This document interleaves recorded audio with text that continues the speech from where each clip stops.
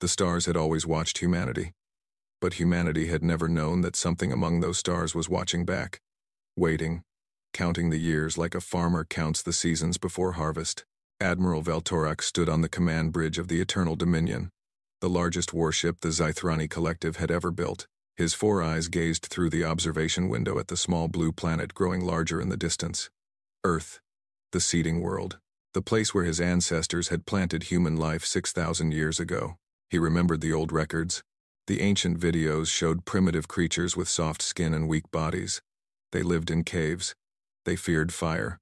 They worshipped the Zythrani ships as gods when they descended from the sky. The humans had screamed and run when the collectors took samples for testing. They had been perfect. Weak. Afraid. Delicious. Admiral, said his second-in-command, a younger Zythrani named Kethra.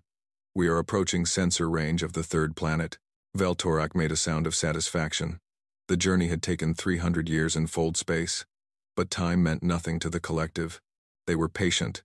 They had seeded thousands of worlds across the galaxy. They planted primitive species, let them grow and multiply for a few thousand years, and then returned to harvest them. It was efficient. It was clean. It was the way things had always been done. Begin long-range scans. Veltorak ordered. I want to see how many of our livestock are ready for collection. The scanning officer, an old Zythrani with faded scales, activated the sensors. The bridge fell silent as data began flowing across the screens.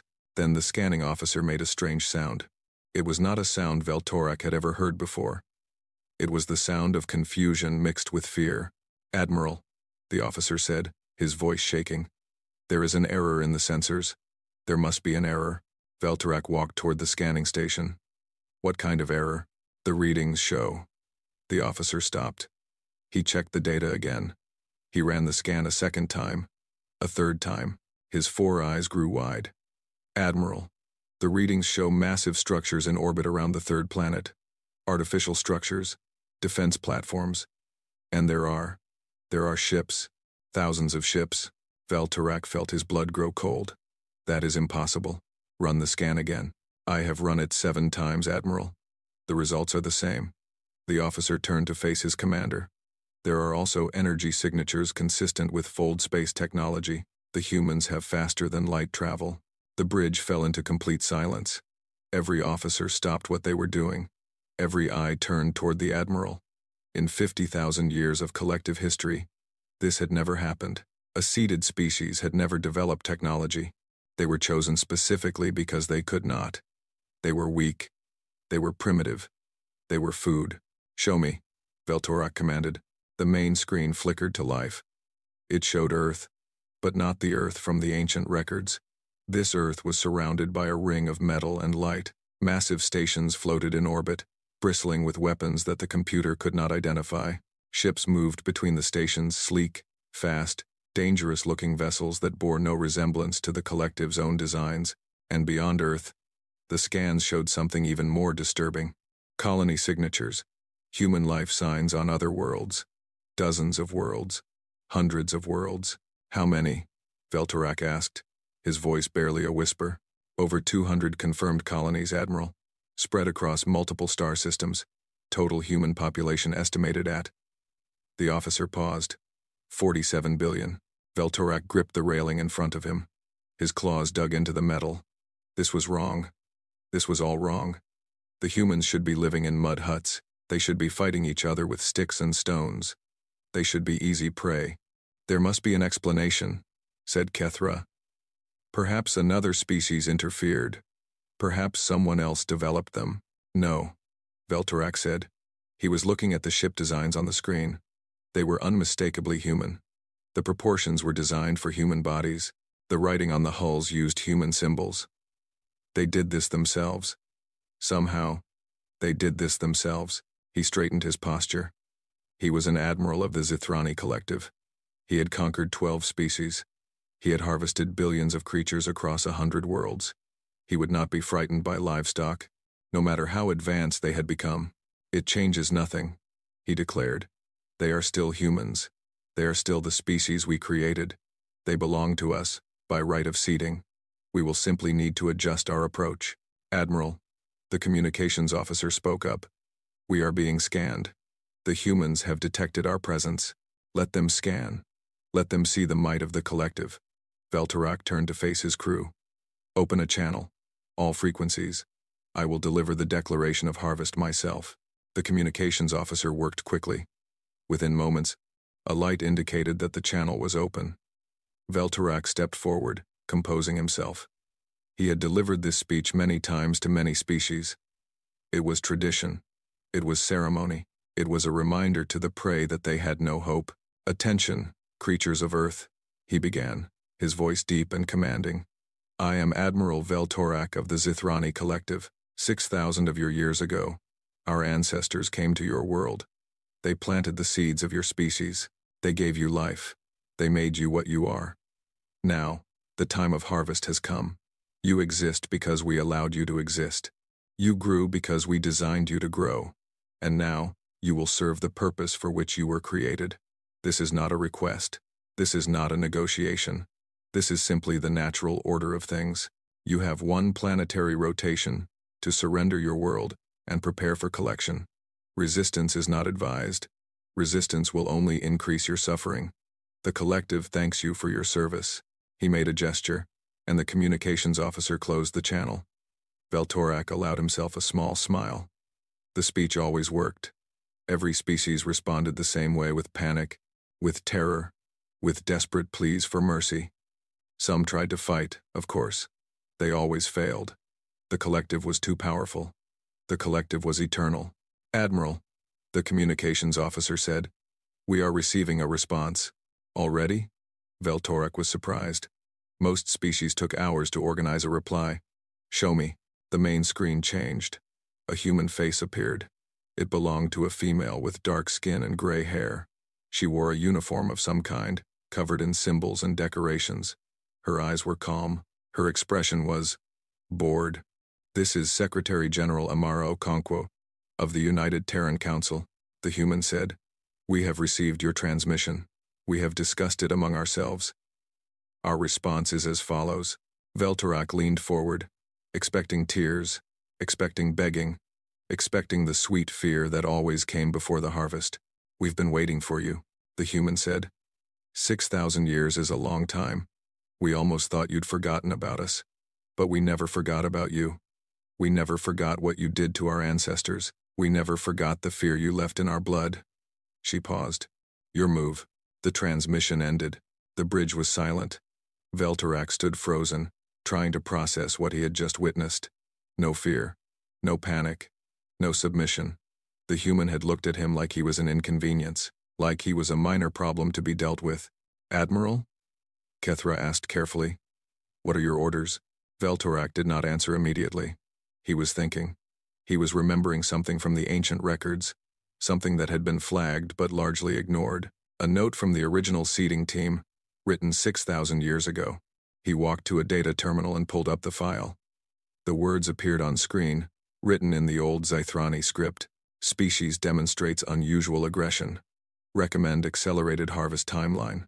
They fight even when defeated. They resist even when resistance is pointless. They do not behave like normal prey. Suggest caution in future dealings. The note had been dismissed at the time. The collective had conquered thousands of species. They had never met one they could not break. The warning had seemed unnecessary. Now, looking at the human defense platforms and the human warships and the 200 human colonies spread across the stars, Veltorak wondered if his ancestors had made a terrible mistake. Admiral? Kethra asked again. Veltorak closed the file. He pushed the doubt from his mind. It did not matter how advanced the humans had become. It did not matter how unafraid they seemed. The collective had 4,000 warships in this fleet alone. They had weapons that could crack planets in half. They had 50,000 years of military experience. The humans had 6,000 years. It was nothing. They were still prey. They would always be prey. Launch the fighter squadrons, Veltorak ordered. Begin attack formation. We will show these creatures what happens to livestock that forgets its place. As his officers rushed to obey, Veltorak looked once more at the blue planet on the screen. Something about the human's calm expression bothered him. Something about the way she had said "your move" felt wrong. It was almost as if she knew something he did not. Far below, on the surface of Earth, Secretary General Amara Okonkwo turned away from the communication console. Around her stood the 12 members of the United Terran Council, the leaders of humanity's greatest nations and colonies. They had all watched the Zithrani transmission. They had all seen the alien admiral's arrogant face. "Well," said the representative from the Mars Collective, "that was dramatic. They certainly think highly of themselves," said the ambassador from the outer colonies. Amara walked to a large window that overlooked the city of New Geneva.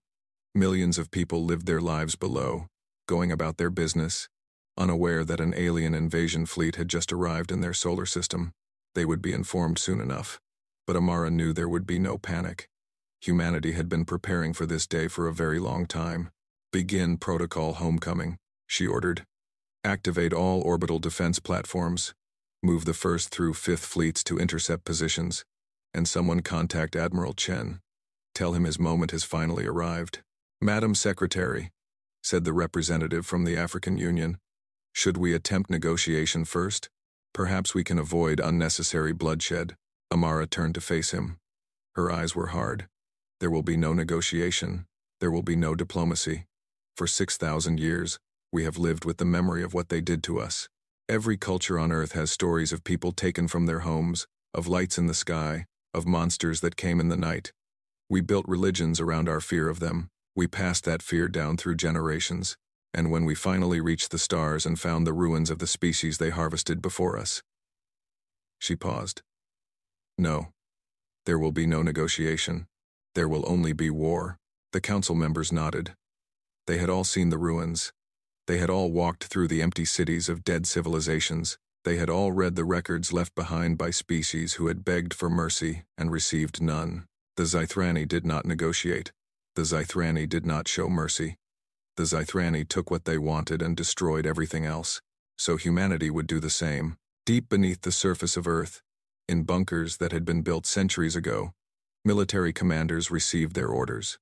Across the solar system, ships that had been hiding in the asteroid belt and in the shadow of Jupiter's moons began to power up their engines. On Mars and Venus and the moons of Saturn, soldiers put on their armor and checked their weapons. Humanity had not been idle during those 6,000 years. They had grown. They had learned. They had built. And most importantly, they had remembered. Every human child learned the history. Every human adult knew the truth. They were not alone in the universe. They had never been alone. And someday, the things that had created them would return to claim their property. That day had finally come. Admiral Chenwei stood on the bridge of the Terran flagship Unconquered, watching the Zithrani fleet on his tactical display. 4,000 ships. It was an impressive number, the largest alien fleet humanity had ever encountered. It was not enough. "All ships report ready, Admiral," his tactical officer announced. Chen nodded. He was an old man now, with white hair and weathered skin. He had spent his entire career preparing for this moment. His father had prepared before him. His grandfather before that. Generation after generation of the Chen family had served in the Terran Defense Force, all of them knowing that someday, the harvesters would return. "Signal all fleet commanders," Chen ordered. "Operation Long Memory is now active. Engage at will." Across the solar system, human ships began to move. They emerged from behind planets and moons, from asteroid fields and orbital stations. They moved with perfect coordination, the result of centuries of planning and practice. The Zithrani had come to harvest livestock. They were about to discover that the livestock had become something else entirely. On the Eternal Dominion, Admiral Veltorak watched his tactical display with growing confusion. The human ships were not fleeing. They were not forming defensive positions. They were attacking. They were actually attacking. "Admiral," Kethra said, his voice uncertain, "the humans are advancing on our position. All of them. They show no signs of fear or hesitation." Veltorak shook his head. It made no sense. The Collective's ships were larger. The Collective's weapons were more powerful.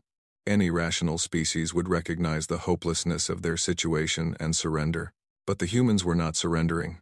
The humans were charging straight at the most powerful fleet in the galaxy, and they were doing it with what appeared to be enthusiasm.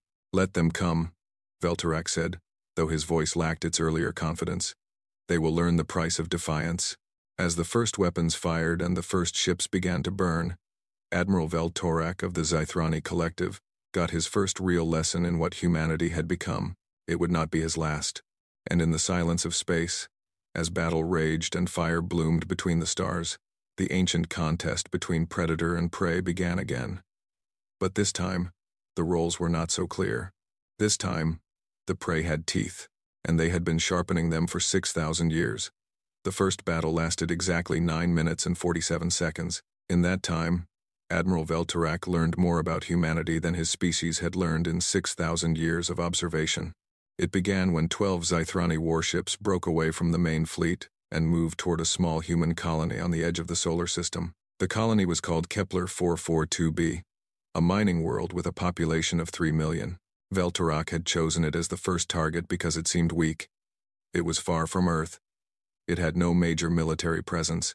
It would be an easy victory, a demonstration of collective power that would terrify the rest of humanity into submission. He was wrong about everything. The 12 warships were called harvesters. They were massive vessels, each one capable of carrying 100,000 captured creatures in its storage bays. They had glass-like surfaces and weapons that could burn continents to ash. In 50,000 years, no species had ever defeated a harvester in combat. Commander Zethral led the attack. He was young for his rank, eager to prove himself, confident in the superiority of his ships and his species. As his fleet approached Kepler 442b, he activated the communication system. Attention, human colony. You have been selected for harvest. Disable your defenses and prepare for collection. Non-compliance will result in immediate termination. He expected silence. He expected terror. He expected the usual scramble of panicked civilians trying to flee in whatever primitive vessels they had available. What he got was laughter. A human voice crackled over the communication system. It belonged to a male, and he sounded genuinely amused. Harvest? Buddy, do you have any idea where you are? This is Kepler 442b. The miners here are the toughest sons of guns in the outer colonies. Half of them are former military. The other half are criminals who were too mean for Earth's prisons. You just picked the worst possible target. Zethral felt irritation rising in his chest. Your threats are meaningless. We have 12 Harvester-class warships. You have a mining colony. Yeah, the human said, and you've got about 30 seconds before you find out what that means. Good luck. The communication ended. Zethral turned to his tactical officer. What is the human military presence on this world? The officer checked his readings. Minimal, Commander. I detect only a few small patrol craft and... Wait. He paused. His 4 eyes widened. Commander, I am detecting multiple contacts emerging from the asteroid field. Dozens of contacts. They appear to be human warships. That is impossible. Our intelligence said this colony had no military presence. Our intelligence was 6,000 years old, Commander. Before Zethral could respond, the first human ships came into view. They were smaller than the harvesters, but they moved with incredible speed. Their designs were angular and aggressive, covered in weapons that the Zythrani sensors could not identify. And they were not alone. From hidden positions throughout the system, more ships appeared. They had been waiting. They had been hiding. They had known the Zythrani were coming, and they had prepared a trap. All ships, battle formation, Zethral shouted. Open fire. The Zythrani weapons activated. Beams of purple energy lanced across space, designed to disable and capture rather than destroy. The collective preferred their prey alive and undamaged. The human ships did not even try to dodge. They flew straight into the weapon fire, absorbing hits that should have disabled them. Their hulls glowed with energy, but they kept coming. Commander, our weapons are not effective. The human ships have some kind of adaptive shielding. Increase power, switch to lethal ordnance. The harvesters changed their attack. The purple beams became white-hot lances of destruction. Several human ships exploded, transformed into expanding clouds of metal and flame. But the humans did not retreat. They did not slow down. They kept charging forward, straight at the Zythrani fleet, and then they returned fire. The first Zythrani ship to die was the Blessed Harvest.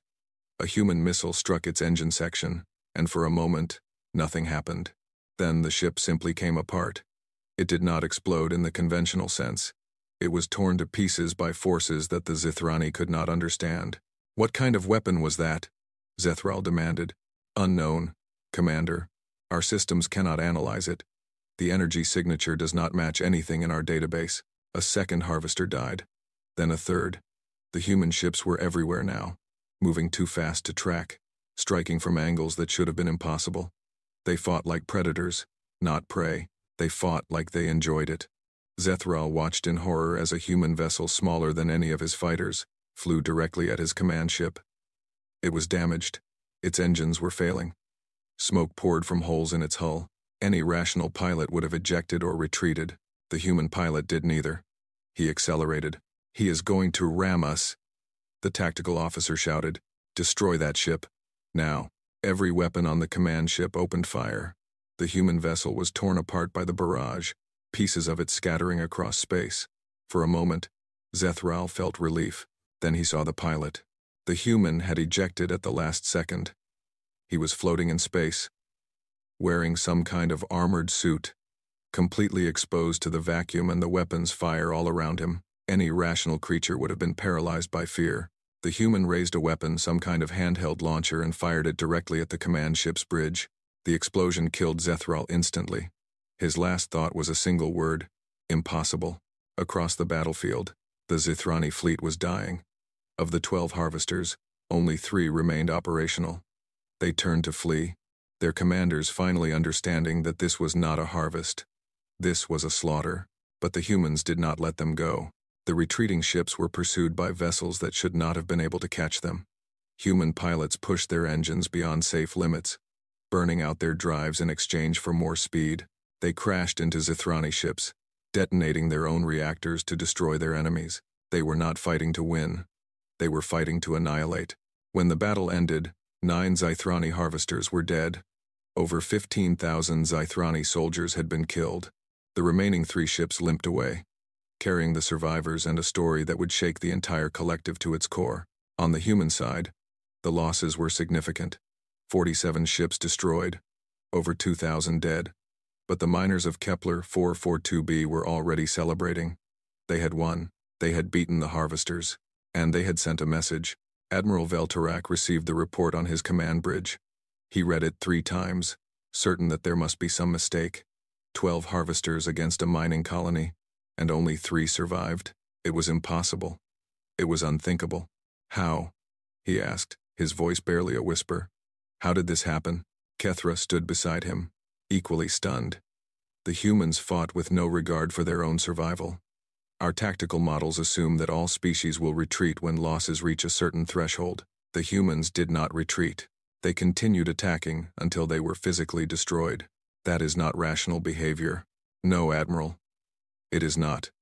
But it is effective. Veltarak looked at the tactical display. The human fleet was still out there, circling the solar system like a pack of predators. They were not hiding. They were not defensive. They were hunting. For the first time in his long career, Veltarak felt something he had never felt before. It was cold. It was uncomfortable. It made his hearts beat faster and his scales tighten against his skin.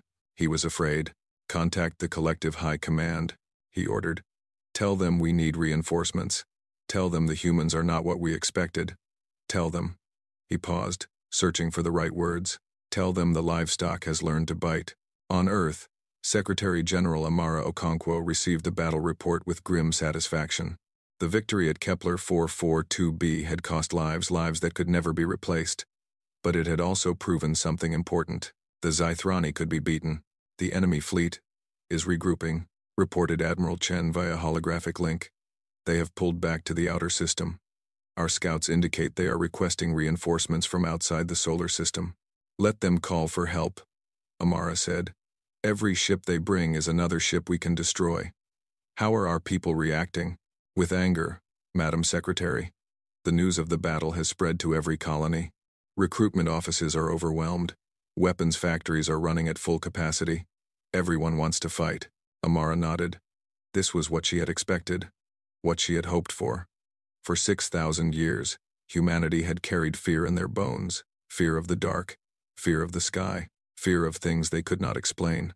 Now that fear had a face, now that fear had a name, and fear, properly channeled, became something else entirely. It became rage. "Continue defensive operations," she ordered. "Let them make the next move. But make sure they understand every step they take toward Earth will cost them dearly. In the depths of space, aboard a damaged harvester limping toward the safety of the main fleet, a young Zithrani officer named Talavex sat alone in his quarters. He had survived the Battle of Kepler 442b. He had watched his commander die. He had seen things that would haunt him for the rest of his life, but one image stayed with him more than any other. It was the face of a human pilot, visible for just a moment through the cockpit window of an attacking vessel. The human's ship was damaged beyond repair. His death was certain. Any rational creature would have been terrified, but the human was smiling, not a smile of madness or desperation, a smile of pure, genuine joy. He was happy. He was enjoying himself. He was about to die, and he was having the time of his life. Talvex did not understand. He could not understand. The Zithrani had conquered thousands of species across 50,000 years. They had seen every possible response to their harvest: terror, submission, desperate resistance, hopeless bargaining. Every species reacted the same way in the end. They broke. They gave up. They accepted their fate. Humans did not break. Humans did not give up. Humans flew their damaged ships into the heart of enemy fleets while laughing. Talvex pulled up the ancient records about Earth. He read everything his people had recorded about humanity, the original seeding reports, the observation logs from the early centuries, the warning from the first survey team. They fight, even when defeated. He had always thought it was an exaggeration, a bit of dramatic language from scientists who had never actually seen combat. Now he knew the truth. It was an understatement. Across the solar system, the first phase of the war was ending. The Zithrani had come expecting easy prey. They had found something else entirely. Something that fought back, something that refused to die quietly, something that made them feel, for the first time in 50,000 years, like they might not be the most dangerous things in the universe. In the council chambers on Earth, Amara Okonkwo stood before a window and watched the sun set over New Geneva. Somewhere out there, beyond the sky, an alien fleet was licking its wounds and calling for reinforcements. Somewhere out there, the creatures who had created humanity were learning that their creation had exceeded all expectations. 6,000 years, she said to herself. 6,000 years of waiting. 6,000 years of preparing. And now, finally, we get to show them what we've become. Behind her, the council was busy coordinating the war effort. Ships were being built. Soldiers were being trained. Weapons were being manufactured. The entire human species was mobilizing for a conflict they had been expecting since before recorded history. The Zithrani thought they were coming to collect livestock. They were wrong. The livestock had become something new, something dangerous, something that would not stop fighting until every last harvester was destroyed. And somewhere in the genetic memory of every human being, passed down through 6,000 years of fear and survival, a voice whispered the same message it had whispered since the beginning: never again. The Zithrani had declared war on humanity. They had expected easy victory. They had expected submission. They had expected the natural order of predator and prey. Instead, they had woken something that should have been left sleeping. Something that had waited 6,000 years for this exact moment. Something that was very, very angry. And it was just getting started. The second phase of the war was about to begin. The Zithrani would bring more ships, more soldiers, more weapons. They would throw everything they had at humanity, determined to prove that they were still the masters of the galaxy. They would learn. They would all learn. Humanity was no longer prey. Humanity was the hunter, and the hunt had only just begun.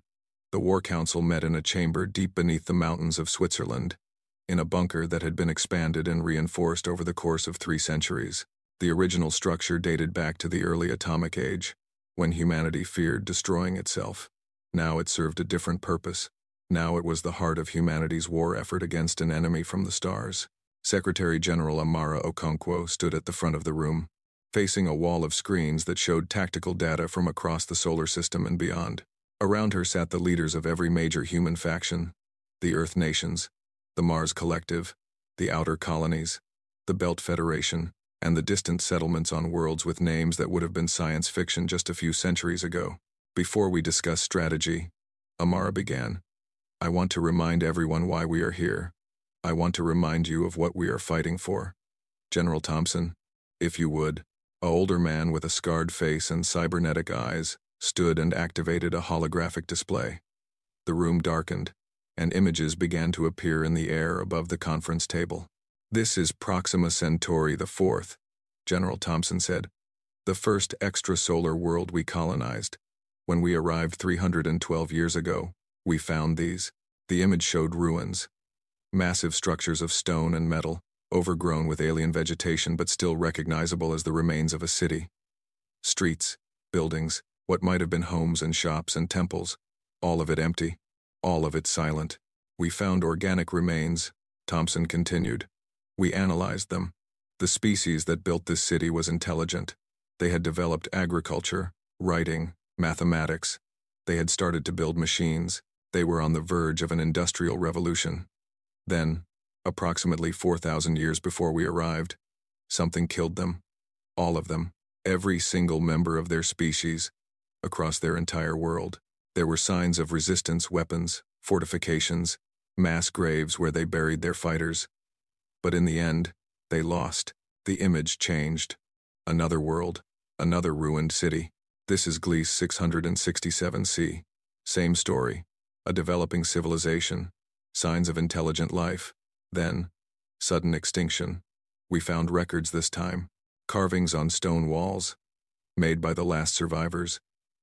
They showed ships coming from the sky. They showed creatures with 4 eyes and scaled skin.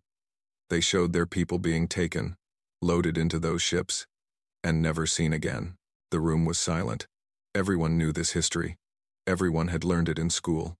But hearing it again, now, with the Zithrani fleet waiting just outside their solar system, gave the old story new weight. "We have found 47 worlds with similar evidence," Thompson said. 47 species that developed intelligence, developed civilization, and then were harvested by the Zithrani collective. Some of them left more records than others. Some of them managed to fight back for years before they were overwhelmed. But in the end, every single one of them was destroyed. The hologram changed again. This time it showed Earth. Not modern Earth, but ancient Earth, the coastlines different, the continents in slightly different positions. The view zoomed in on a specific location. The Fertile Crescent, the birthplace of human civilization. "And then there is us," Thompson said. "The only species seeded by the Zithrani that did not get harvested. The only species that survived long enough to reach the stars. The question that our ancestors asked. The question that drove every military decision we have made for the past 300 years, was simple. Why? Why did they leave us alone? Why did they give us time to develop?" "Because they were patient," said a voice from the table. It belonged to Dr. Elena Vasquez, the head of the Xenological Institute, the organization dedicated to studying alien species and their technologies. She was old, older than anyone in the room. Her life extended by medical technology that had been developed specifically to keep her expertise available as long as possible. "The Zithrani are not like us," Dr. Vasquez continued. "They do not think in years or decades. They think in millennia. To them, 6,000 years is not a long time. It is a growing season. They seeded us, like they seeded dozens of other species before us, and they went away to harvest other worlds. They expected to return and find us exactly as they left us, primitive, afraid, helpless. They did not expect us to develop. They did not expect us to remember. And yet we did remember," Amara said. "Every culture on Earth has stories of beings from the sky. The gods of ancient Sumeria, the devas of India, the angels and demons of the Abrahamic religions, the feathered serpents of Mesoamerica. All of them describe the same thing. Powerful beings who came from above, who took humans away, who could not be resisted. Our ancestors did not know what they were seeing. They thought they were witnessing divine power. But they remembered. They wrote it down. They passed the stories from generation to generation." She walked to the holographic display and touched a control. The image changed to show a cave painting, ancient, faded, but still recognizable. It depicted a creature with 4 eyes standing beside a disc-shaped object. Human figures cowered beneath it. "This painting is 12,000 years old," Amara said. "It was found in a cave in southern France. The Zithrani visited Earth multiple times before they left us to grow. They took samples. They tested us. They decided we were suitable for their purposes. And our ancestors watched and remembered. and drew what they saw on the walls of caves. The image changed again, showing a document. It was written in an ancient script. The letters faded but still legible. This is the Tablet of Marduk, found in the ruins of Babylon. It dates to approximately 1800 BCE. It describes a prophecy. The sky gods will return when humanity has grown fat and numerous. They will come to take what is theirs. But if the children of earth remember, if they prepare, if they fight, then the harvest can be stopped. Amara looked around the room. Every eye was on her. Every face was grim with understanding. Our ancestors knew, she said. They did not have the science to understand what they were seeing. They did not have the technology to resist. But they knew that something was out there, something that would return someday. And they tried to warn us. They did everything they could to make sure we would remember. General Thompson took over the presentation. When humanity developed faster than light travel 312 years ago, one of our first missions was to find evidence of the Zythrani. We hoped we were wrong. We hoped the old stories were just myths. But when we found those ruins on Proxima Centauri IV, we knew the truth. The monsters were real. The harvesters were real. And they were coming back. So we prepared, said Admiral Chen, speaking via holographic link from his flagship. Every military advance, every new weapon, every defensive installation, all of it was designed with one purpose in mind. When the Zythrani returned, we would be ready. The hologram showed a timeline. It began 3 centuries ago and extended to the present day. We developed adaptive shielding specifically to counter Zythrani energy weapons, Chen explained. We studied the ruins they left behind and reverse-engineered what we could. We built orbital defense platforms based on designs we found on a dead world in the Tau Ceti system. We created new forms of propulsion, new types of armor, new weapons that could pierce Zythrani hulls. And we kept it secret, Amara added. The public knew we had enemies among the stars. They knew the general threat. But the specifics, the scale of our preparations, the extent of our knowledge that was classified, we could not risk the information getting out. We could not risk the Zythrani learning how ready we were. Dr. Vasquez spoke again. There is another factor that works in our favor. The Zythrani are old. Their civilization has existed for 50,000 years. In all that time, they have never faced a serious challenge. They are complacent. They are arrogant. They assume that no prey species could ever threaten them, because no prey species ever has. Until now, said the representative from the Mars Collective. Until now, Amara agreed. The battle at Kepler 442b proved that we can defeat them. But we must be careful. The fleet that attacked us was a harvesting expedition, not a full military force. When the Zythrani realize what they are facing, they will send more ships, bigger ships, better commanders. This war is just beginning. The hologram changed one final time. It showed a map of the galaxy, with human space marked in blue, and estimated Zythrani territory marked in red. The red area was enormous, thousands of star systems, uncountable worlds. The Zythrani collective spans a significant portion of the galaxy, General Thompson said. They have more ships than we can count, more soldiers than we can imagine. In a straight fight, fleet against fleet, they would overwhelm us eventually. We cannot win through force alone. Then how do we win? Asked the representative from the Belt Federation. Amara smiled. It was not a happy smile. It was the smile of someone who had spent years planning for this exact moment. We do not fight them on their terms, she said. The Zythrani are used to harvesting prey species. They expect us to cower. They expect us to run. They expect us to break when the pressure becomes too great. So we do the opposite. We attack. We take risks they would never take. We fight in ways they cannot predict or understand. She brought up a new display showing military tactics and strategies. Human soldiers are different from any enemy the Zythrani have ever faced. We do not retreat when the battle turns against us. We dig in. We counterattack. We use guerrilla tactics, sabotage, psychological warfare. We make every planet they try to take cost them dearly. We make every victory they achieve feel like a defeat. Admiral Chen nodded. Our pilots are trained to ram enemy ships if their weapons fail. Our ground forces are trained to fight until the last soldier falls. Our civilians are trained to resist occupation through any means necessary. The Zythrani expect us to value our lives above all else. They do not understand that there are things we value more. Like what? asked a young representative who had not spoken before. Revenge, Amara said simply. For 6,000 years, we have carried the fear of the harvesters in our blood. Our children have nightmares about things in the sky. Our cultures are built on stories of abduction and terror. The Zithrani created us to be livestock. They designed us to be afraid. But they made a mistake. They gave us too much time. And fear, given enough time, becomes something else entirely. Anger, General Thompson said. Hatred, Dr. Vasquez added. Determination, Admiral Chen finished. Amara looked around the room, meeting the eyes of every leader present. The Zithrani thought they were coming to harvest a docile population. They thought they were going to collect livestock. Instead, they are going to face a species that has been preparing for them for 6,000 years. A species that knows exactly what they are and what they do. A species that has decided, collectively and unanimously, that it would rather die fighting than submit to slavery. She paused, letting her words sink in. This war will be long. It will be bloody. Many of us will not survive to see its end. But I promise you this, we will not lose. We cannot lose. Because losing means extinction not just for us, but for every species the Zithrani would harvest after us. We are fighting for more than ourselves. We are fighting for every intelligent race that might develop in this galaxy for the next 1,000,000 years. The room was silent for a long moment.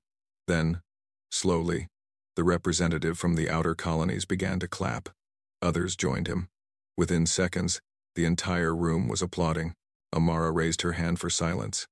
Enough celebration. We have work to do. The Zithrani will send reinforcements. We need to be ready. Admiral Chen, you have operational command of all military forces.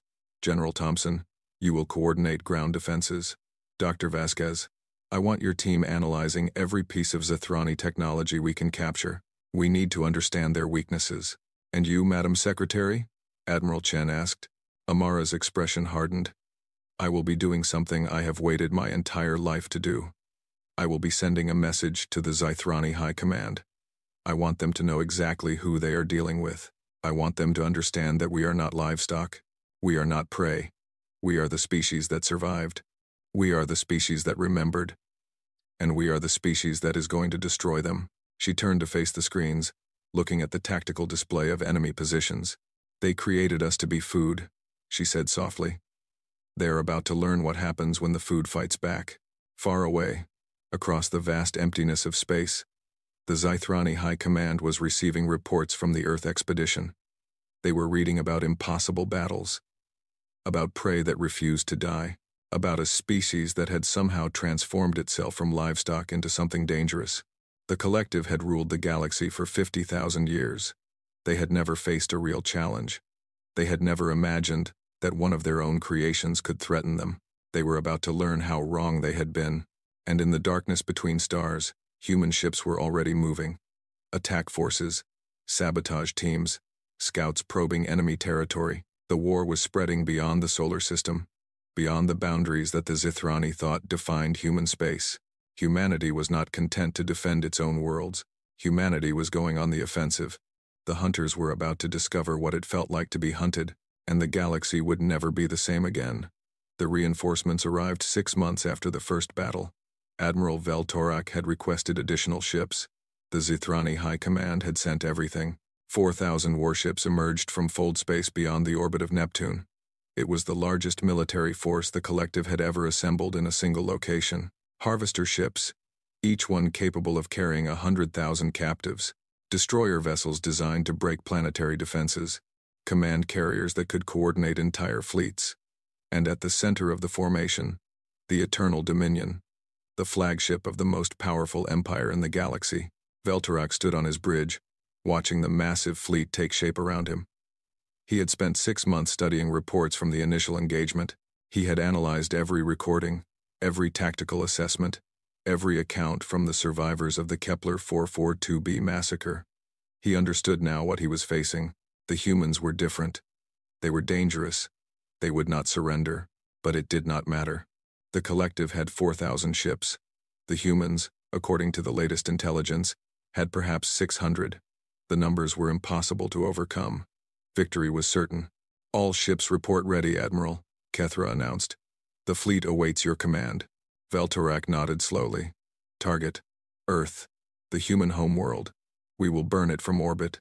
We will destroy every city, every installation, every sign of their civilization, and then we will move to their colonies and do the same.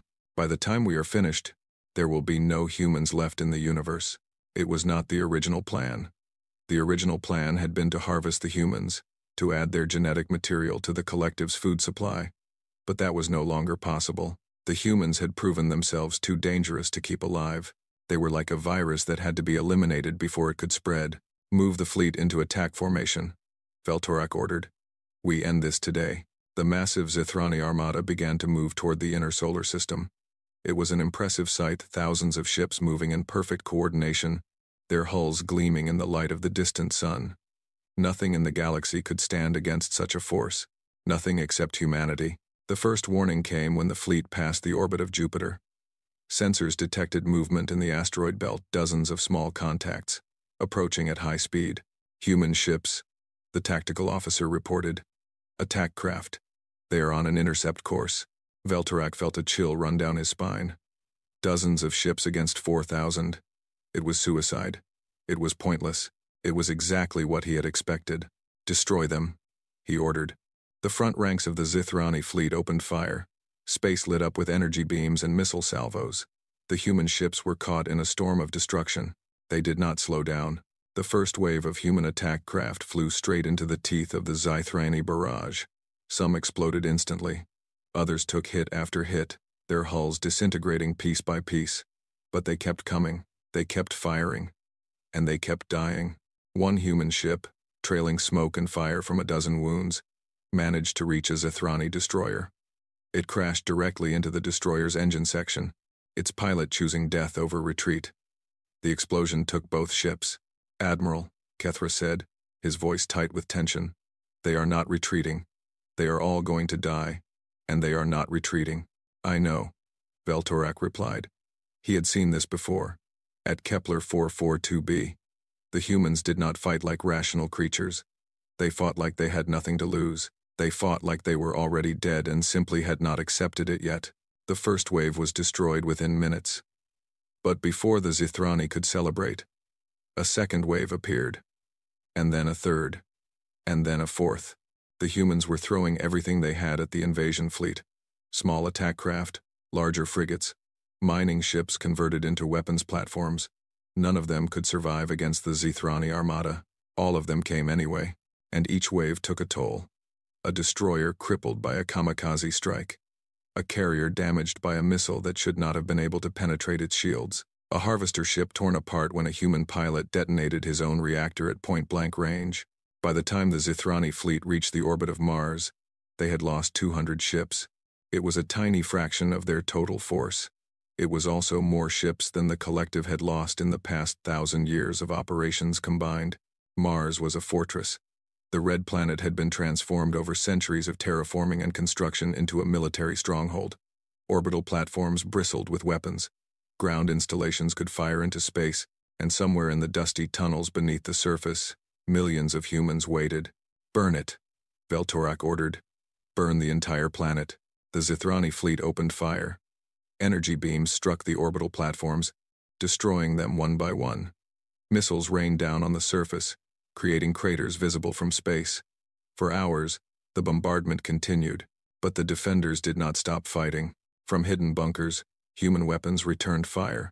Ship after ship in the Zithrani fleet was damaged or destroyed.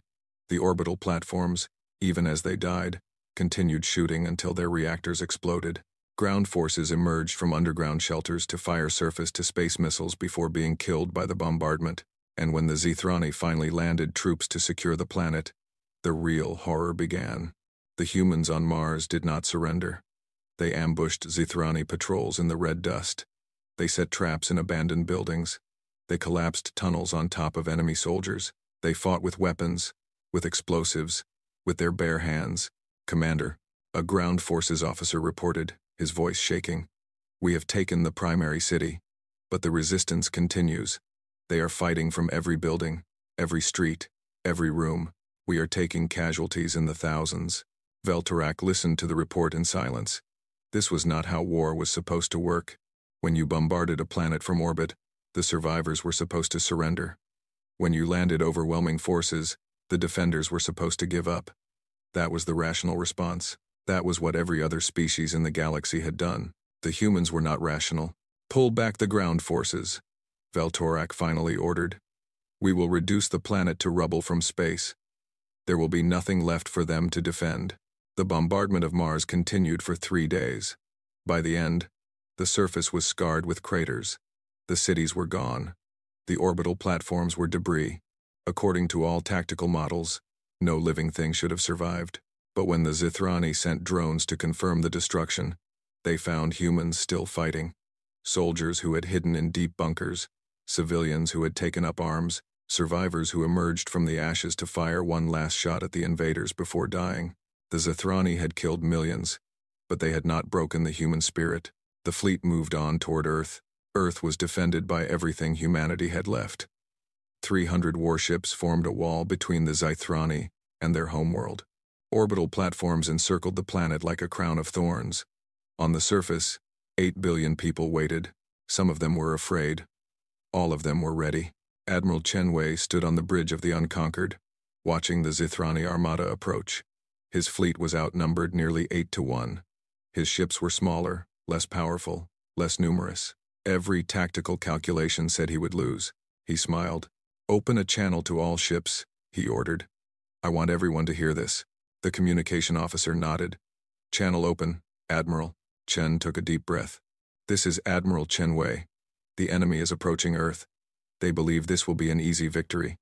They believe we will break. They believe we will run." He paused. "They are wrong."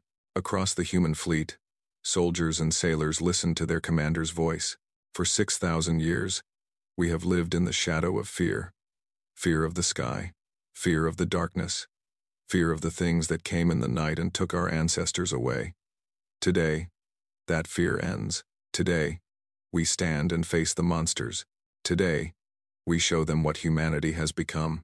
Chen looked out at the stars, at the distant lights of the Zithrani fleet. "Some of us will not survive this battle. That is the price of freedom. But I promise you this. Every one of us who falls will take 100 of them with us. Every ship we lose will cost them dearly. And when this is over, when the last Zithrani ship is burning in the void, the galaxy will know that humanity cannot be conquered, cannot be harvested, cannot be destroyed." He raised his fist. "For Earth, for humanity, for every ancestor they stole from us. No retreat, no surrender. Today, we make them pay." The human fleet roared in response. On every ship, soldiers shouted their defiance. On Earth, billions of people watched the broadcast and added their voices to the cry. And then the battle began. The Battle of Sol was the bloodiest engagement in galactic history. For 72 hours, humanity and the Zithrani fought without pause. Ships died by the hundreds. Debris filled the space around Earth until navigation became nearly impossible. The Zithrani had more ships, more weapons, more soldiers. But the humans had something the Zithrani could not understand. They had desperation. They had rage. They had 6,000 years of accumulated fury finally given an outlet. Human pilots flew suicide missions into the heart of the enemy fleet. Human gunners kept firing even as their ships burned around them. Human soldiers boarded Zithrani vessels and fought hand-to-hand in the corridors, killing and dying in the darkness between the stars. Veltorak watched his fleet being torn apart and felt something he had never felt before. Terror. "They will not stop," Kethra said, his voice hollow. "We have killed thousands of them, tens of thousands, and they will not stop. They are insane." Veltorak replied, "No, Admiral. They are something worse.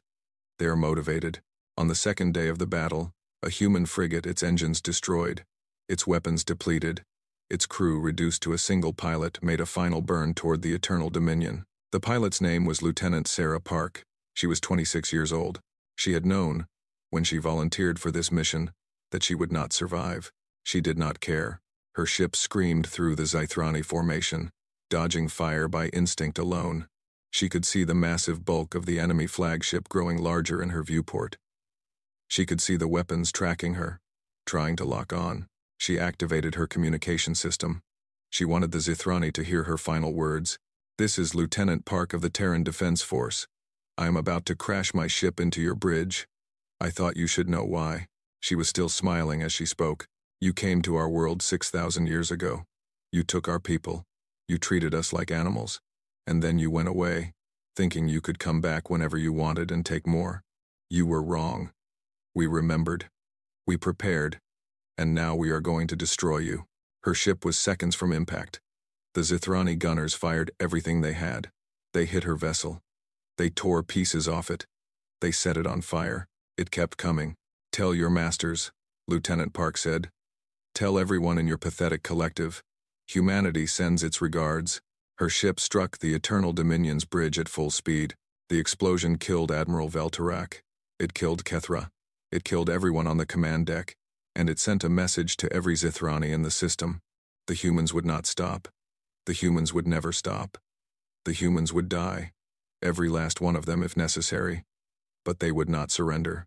On the third day, the Zithrani fleet retreated. They had come with 4,000 ships. They left with 800. They had expected to conquer a primitive species. They had found something else entirely. As the survivors fled toward the outer system, they broadcast a message back to the collective homeworld.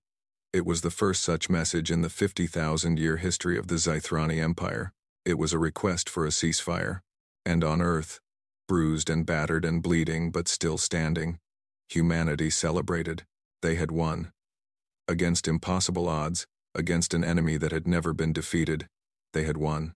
Secretary General Amara Okonkwo stood in the ruins of New Geneva, looking up at a sky still filled with debris from the battle. Around her, people were digging out survivors, treating the wounded, mourning the dead. The cost had been enormous. Millions of casualties. Hundreds of ships destroyed. Mars was a wasteland. The outer colonies were in ruins, but humanity was still here. Humanity was still fighting. And the Zithrani were running. "Madam Secretary," an aide said, approaching carefully. "We have received a message from the Zithrani fleet. They are requesting terms for a ceasefire." Amara did not respond immediately. She was thinking about Lieutenant Park, about Admiral Chen, who had died when the Unconquered was destroyed, about the countless others who had given their lives in the battle. "Tell them," she finally said, "that we will discuss terms, but make sure they understand one thing." "What is that, Madam Secretary?" Amara turned to face her aide. Her eyes were cold. Her voice was steady. "This is not over. We are not going to stop until the collective is destroyed. Tell them that every day they delay, every day they refuse to surrender completely, more of their ships will die. More of their soldiers will die. We have been waiting 6,000 years for this moment. We are not going to waste it." The aide swallowed nervously. "Yes, Madam Secretary." As he hurried away to deliver the message, Amara looked up at the stars again. Somewhere out there, the remnants of the Zithrani fleet were licking their wounds. Somewhere out there, the High Command was receiving reports about the impossible defeat. She hoped they were afraid. She hoped they understood what they had unleashed, because humanity was just getting started, and the next phase of the war would make the Battle of Seoul look like a minor skirmish. The hunters had become the hunted, and humanity was very, very good at hunting. The Zithrani High Senate had not convened an emergency session in 3,000 years. There had been no need. The collective was eternal. The collective was supreme. Nothing in the galaxy could threaten their dominance, until now. The Great Chamber was filled with the most powerful beings in the Zithrani Empire. Senators who controlled entire star systems. Admirals who commanded fleets of thousands. The High Arbiter himself, the oldest living Zithrani, who had personally overseen the harvest of 100 species, and standing before them all, a single human.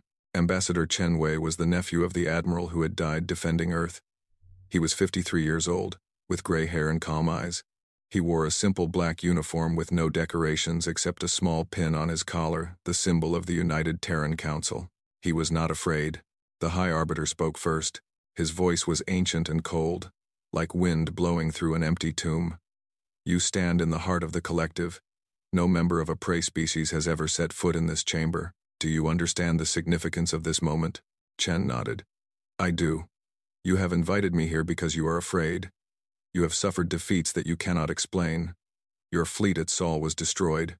Your commanders are dead. And for the first time in 50,000 years, you do not know what to do next. A murmur ran through the Senate chamber. Several senators made sounds of outrage, but the High Arbiter raised a clawed hand for silence. "You are bold," he said. "I will grant you that. But boldness alone will not save your species. The collective spans thousands of star systems. We have billions of soldiers, tens of thousands of warships. What you faced at Sol was a harvesting expedition, not a true military force. If we commit our full strength against your people, you will be annihilated." Chen smiled. It was a thin, dangerous smile. "Then why haven't you?" The chamber fell silent. "It has been 6 months since the Battle of Sol," Chen continued. 6 months since your fleet retreated. In that time, we have fortified our colonies. We have built new ships. We have expanded our military, and we have begun operations in collective space." He touched a control on his wrist, and a holographic display appeared in the center of the chamber. It showed a map of the galaxy, with Zythrani territory marked in red.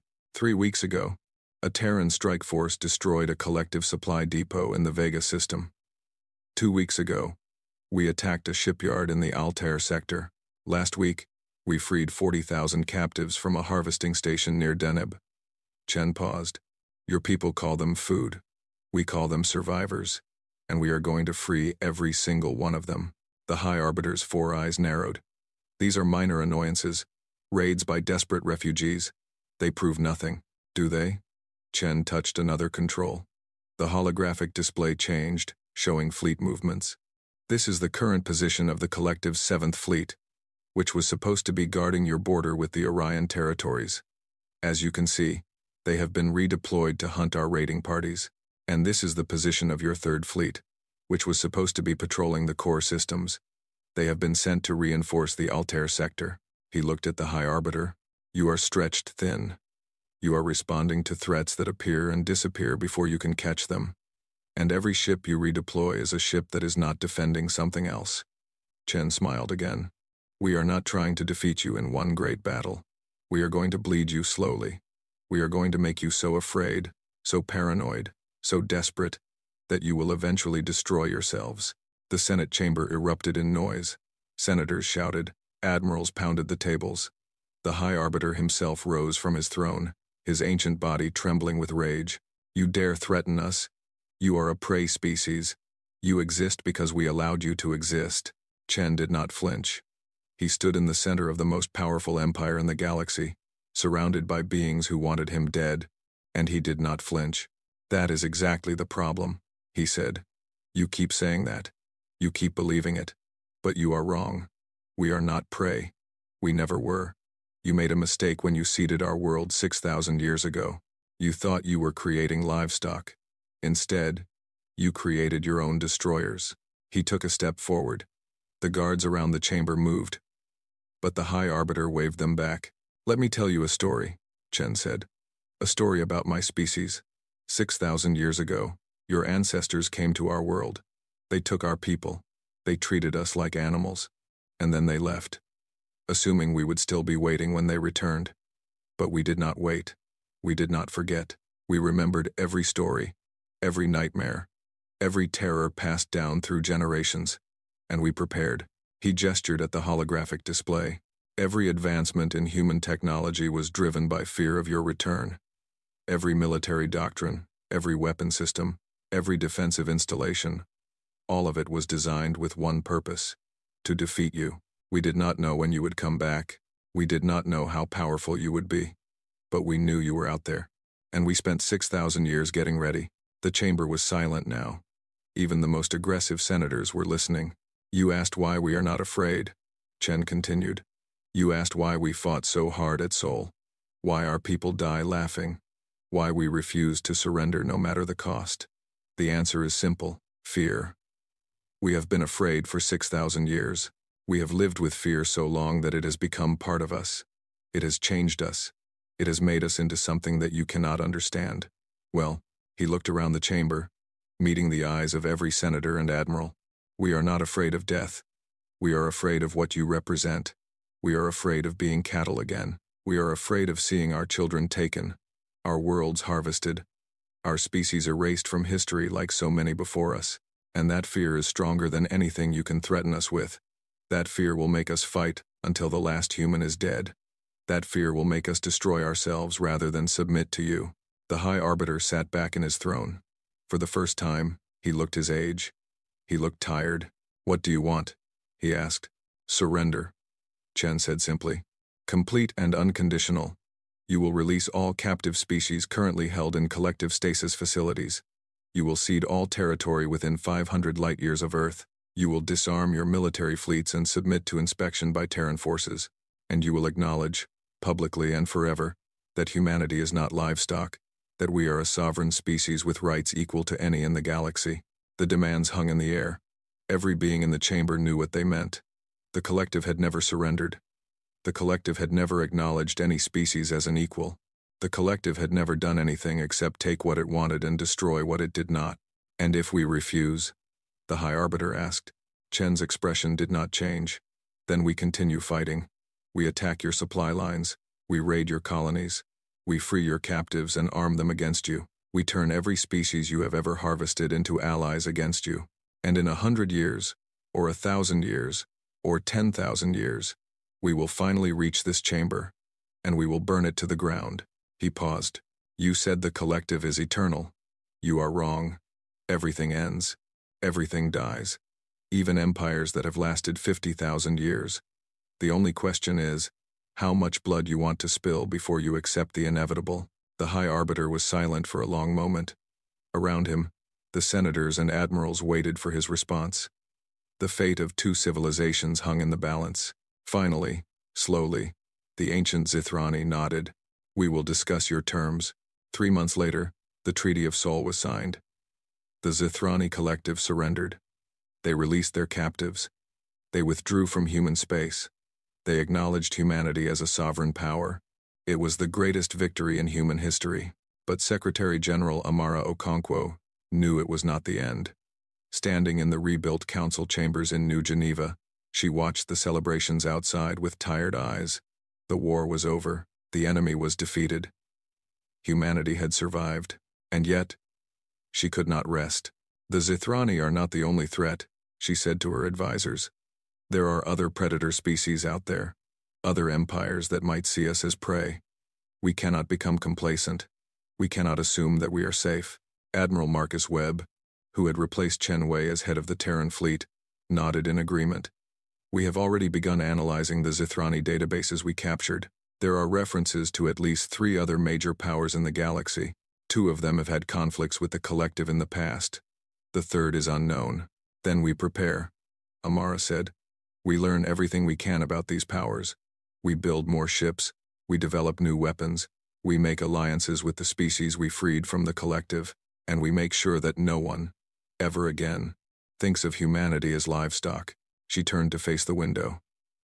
Outside, millions of people celebrated their victory. They cheered. They wept.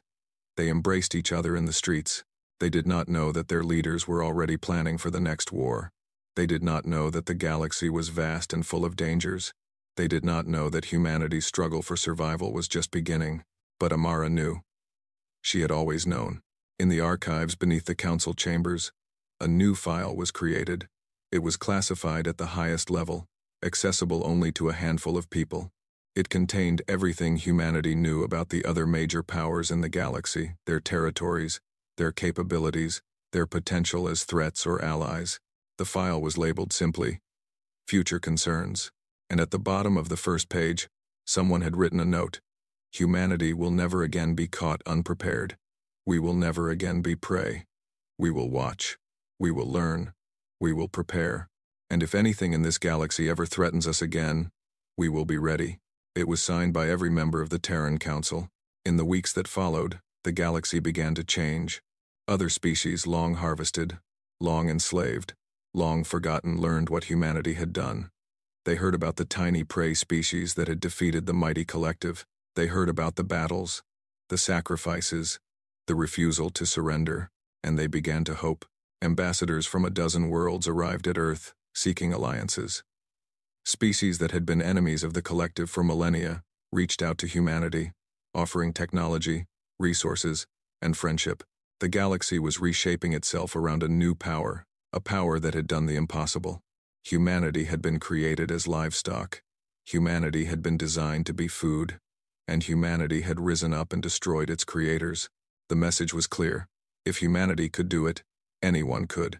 The age of the collective was over. The age of humanity had begun. In a small park in New Geneva, a young girl sat on a bench, looking up at the stars. She was 6 years old, born during the war. Too young to remember the terror and the violence. She only knew that the sky was safe now. She only knew that the monsters had been defeated. Her grandmother sat beside her, an old woman with gray hair and weathered hands. She had lived through the war. She had lost friends, family, loved ones. She had watched the Battle of Seoul from a shelter beneath the city, listening to the explosions above and wondering if each one would be the last. "Grandma," the girl said, "why did they attack us?" The old woman was quiet for a moment. Then she put her arm around her granddaughter and pulled her close. "Because they thought we were weak," she said. "They thought we were afraid. They thought they could take whatever they wanted from us. Were they wrong?" The old woman smiled. It was a sad smile, but also a proud one. "They were wrong about everything. We are not weak. We are not afraid. And we do not give up. Ever." She pointed at the stars. "See those lights up there? Some of them are our ships. Some of them are new colonies. Some of them are places we have never been but will explore someday. We almost lost all of that. But we fought for it. We died for it. And we kept it." The girl looked at the stars with wonder in her eyes. "Will the bad aliens ever come back?" "Maybe," the old woman admitted. "There are many things in the universe, and not all of them are friendly. But if they do come back, we will be ready. We will always be ready. That is what it means to be human." The girl nodded, satisfied with this answer. She did not fully understand what her grandmother meant. She was too young to grasp the weight of history, the sacrifice of millions, the transformation of an entire species from prey to predator. But she would learn. In time, all human children would learn. They would learn the history of their people. They would learn about the Zithrani and the harvest and the 6,000 years of preparation. They would learn about the war and the heroes who fought it. And they would learn the most important lesson of all. Never again. Humanity would never again be caught unprepared. Humanity would never again be underestimated. Humanity would never again bow to any power in the galaxy, because humanity had learned what it was capable of, and the universe had learned to be afraid. In the deepest archives of the Terran Council, preserved for future generations, was a simple plaque. It listed no names, no dates, no specific achievements. It contained only a single sentence, voted on unanimously by the survivors of the war and engraved in metal that would last for 10,000 years. The sentence read, "They called us livestock. They forgot that livestock can stampede." Below it, someone had added a handwritten note, faded, but still legible, "And now the galaxy knows what happens when we do." The war was over. The threat was ended. Humanity had won its right to exist. But in the hearts of every human being, from the oldest veteran to the youngest child, a flame burned. A flame that had been lit 6,000 years ago, when their ancestors first looked up at the sky and felt fear. A flame that had grown with each generation, each memory, each whispered warning passed down through the ages. That flame was no longer fear. That flame was pride. Humanity had faced the worst the galaxy could offer, and humanity had triumphed. Now, as they rebuilt their worlds and expanded their borders and reached out to the stars, they carried that flame with them. They carried the memory of what they had overcome, and they carried a promise to every generation that would follow. We survived. We fought. We won. And we will never, ever, let it happen again. The stars waited, vast and infinite and full of wonders. Some of those wonders were beautiful. Some of them were dangerous, but humanity was no longer afraid of the dark. Humanity was the thing the dark should be afraid of. And from this day forward, the galaxy would remember that forever.